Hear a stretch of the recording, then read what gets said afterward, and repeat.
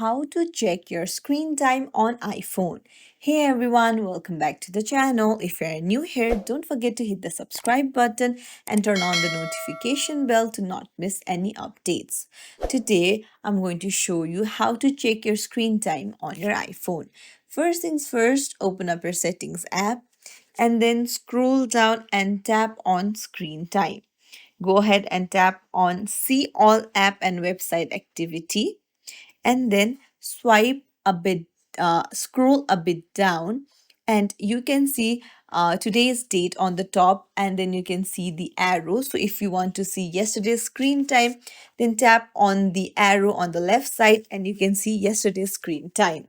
Similarly, you can just go to the arrow and just keep on tapping it, and you can see the screen time of your whole week or your whole month as well.